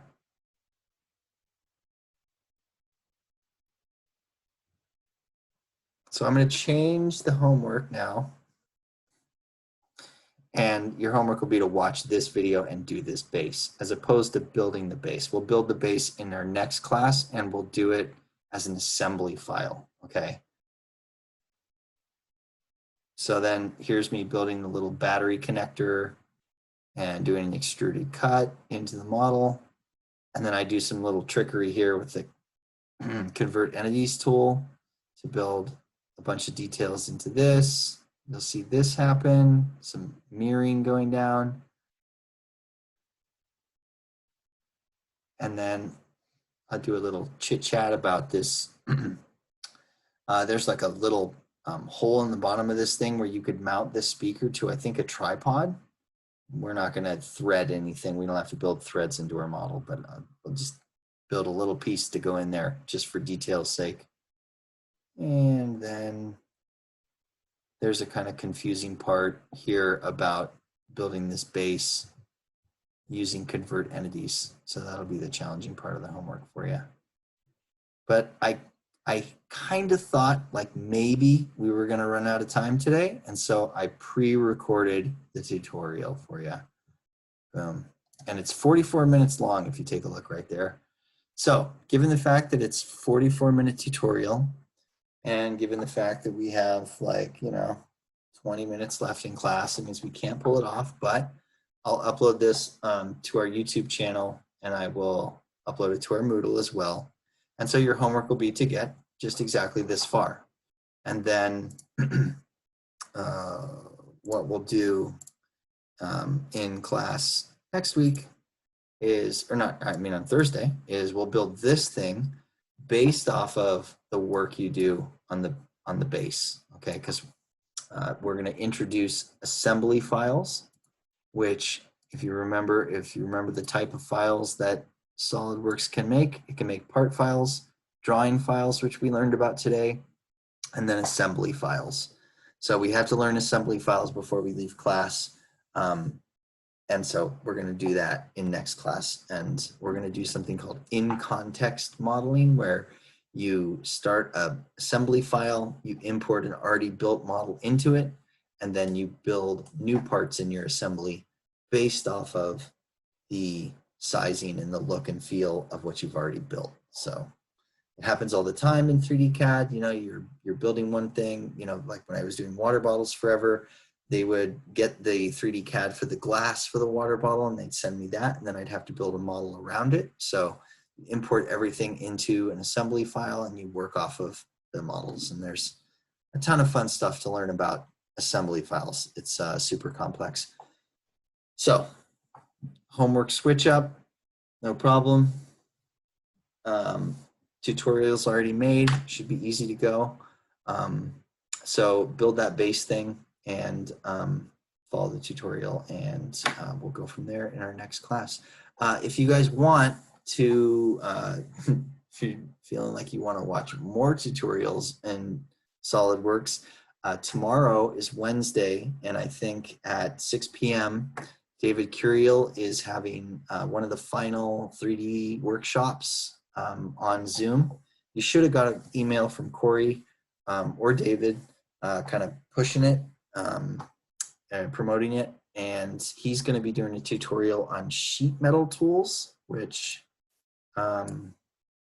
we don't know anything about quite yet, but you should. Wait, where's my working file? Sorry, guys. He's doing a tutorial on sheet metal and advanced assemblies. So if you feel like just sitting in on that, you can stay quiet, stay in the back, and you'll see what's up with advanced assemblies. In our next class on Thursday, we'll do intro to assemblies, and it's going to blow your mind a little bit. It's a lot of rules and regulations for handling assemblies in SolidWorks, but tomorrow is the workshop, and I'd recommend it. And and it'll give you a chance to see the sheet metal tools in SolidWorks. Sheet metal tools are hidden as one of the tabs here in a part file. If you go to tabs and you go down to sheet metal, there's a whole set of tools that are all for building sheet metal stuff. I don't know anything about them. I don't know. Sheet metal is for building internal structures that go inside a product. So I don't know.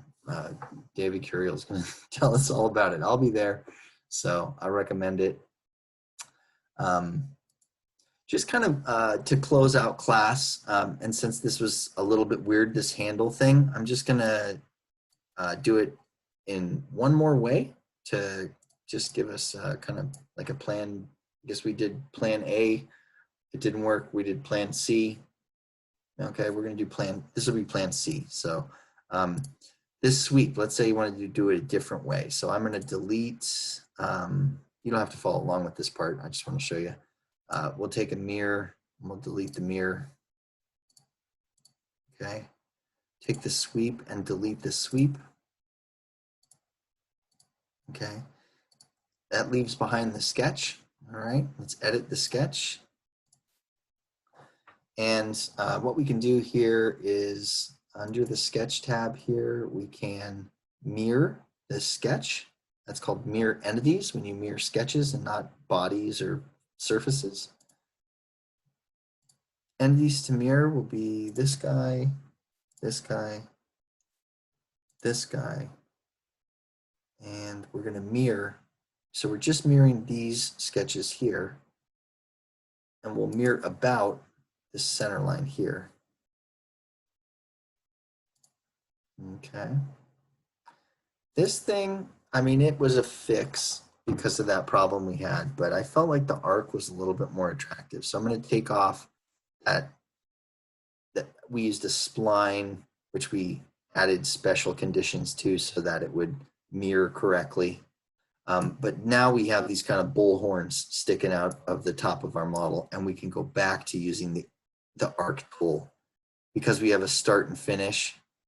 Look at the little icon for the tangent arc tool is like a straight line that arcs to another one. So I think we can use the arc tool to go up and over from one side to the other, and that's going to be a real clean, like rounded top, as opposed to the other way I showed you guys how to do it.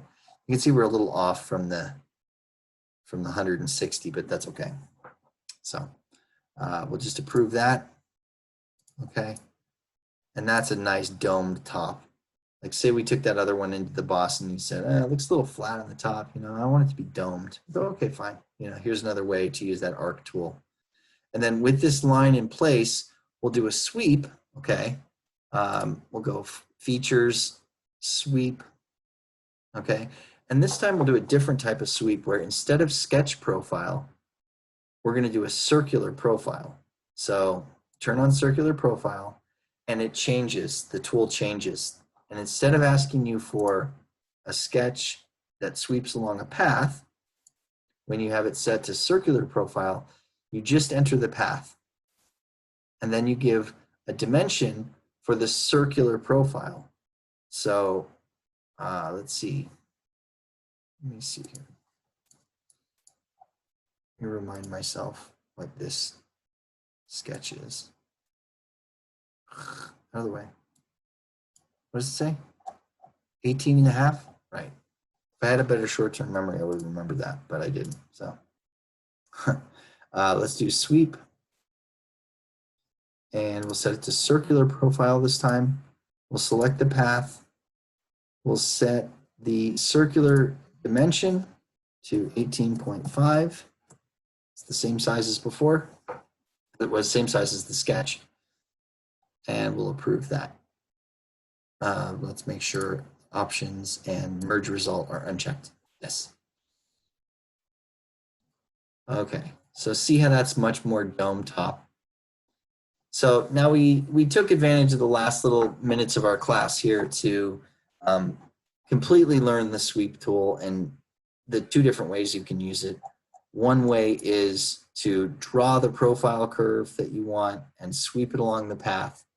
The other way, if you're doing a circular sweep, is you can actually set it to, you know, circular profile. And this is kind of the way sweeps work in Rhino with the tool that's called pipe.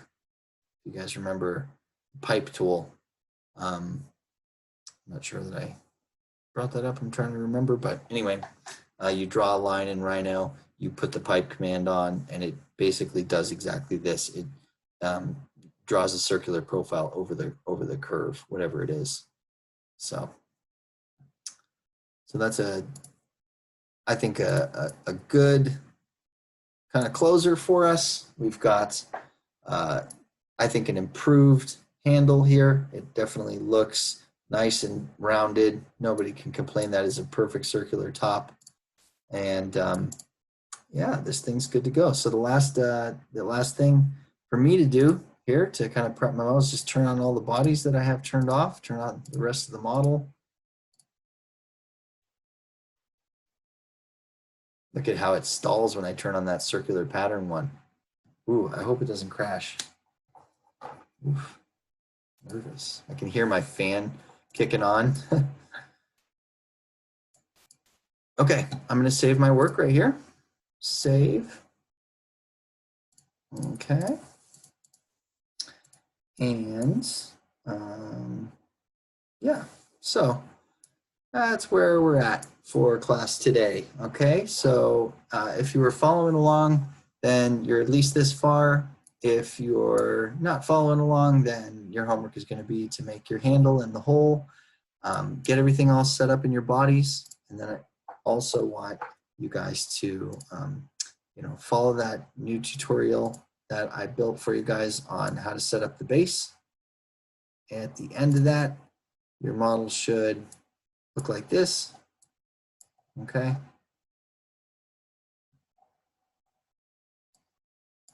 I'll just give you a quick spin through that. So when you get into the file, you're gonna import the picture. It's gonna look like that. Okay. You're gonna then make some cut extrudes into the bottom of the model that look like that. You're gonna fillet those out and do some more cut extrudes. They're gonna look like that. You're gonna make them theoretical with sharp edges first, and then you'll fillet that to soften it up. Oops. Yeah. And you'll keep going with a bunch of boss extrudes to make this hole. Some more of that action happening with just more cut extrudes, and close it off with a little piece in the center here, and then you'll add this fun bit at the bottom, which is the rubber stamper footer that makes this thing so enjoyable to set down on its charger. Okay, let's see here. Looking at my model here, one thing I didn't do is I didn't add the little micro fillets that I love so much. So, maybe I'll just kind of do that now. Don't forget, if you click on a flat face, Solidworks will run around and add fillets to all the edges in one fell swoop. So there's a little micro fillet. And hopefully by the time we meet again, you should have something super cool looking like that. We'll throw it into an assembly file, and then we will build this base together in an in-context assembly file. And that is class, guys. Thank you. Yeah. All right. I feel like I'm going to lose my voice. That was like a solid 3 hours of talking to myself. Yeah, it was a long one. I narrated the 40-minute video that I recorded for you guys as well. So I've got 4 hours of speaking now. All right, well, good. All right, well, so you got what you need. Keep in touch with me, guys. Also, I've got grades and stuff on the mouse project. I'm going to send you guys out some emails. I have been stalling on that one, so I've got it good. Everybody is sitting pretty on that project. The work came out really good. If I didn't get your work, then I will let you know. But at least everybody that's on the call here right now should be good to go. Pretty much A's and B's across the board, guys. I'm really happy to see some of those renders came out looking really slick. So feel good about that. And we'll meet again on Thursday. So go vote. Sounds good. Thanks. Yeah. Cool, guys. All right. I'll see you guys later. That's class. Have a good night. All right. All right. Bye, guys. Yeah.